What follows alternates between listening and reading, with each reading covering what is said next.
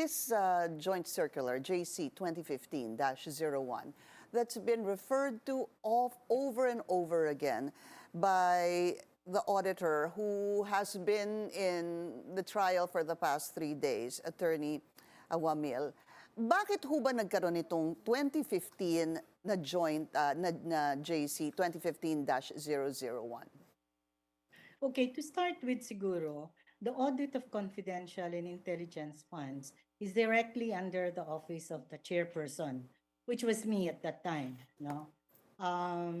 So it's like it's the chairperson's how do you call that, oversight talaga, which is something very difficult to do, given that at that time when I came in, there were scattered, I would say, scattered rules and regulations here and there.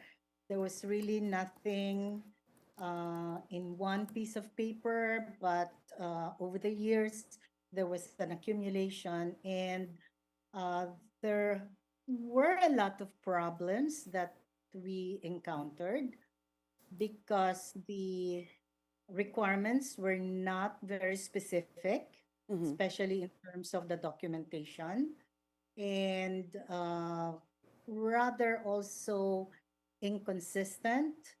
And most of all, I think they were tying our hands down in making a real, honest to goodness audit of intelligence and confidential funds.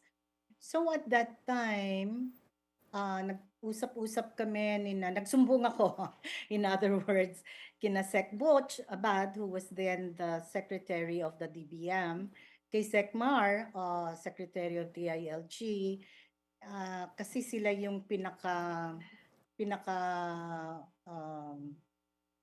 who were very proactive, in looking into these matters. And I said, can we sit down on this and let us know exactly what is it that you want us to do, what is the nature of these expenses, para naman magawa namin kung ano talaga ang dapat naming gawin. Unless, of course, ayaw yung ipa-audit yan ng maayos. But they said, of course not. We want them to be audited. So, in the COA, we put up a task force, a committee that looked into all of these rules and regulations and came out with something in collaboration with the DILG, with the Defense, Secretary of Defense, with, of course, DBM, and the GCG.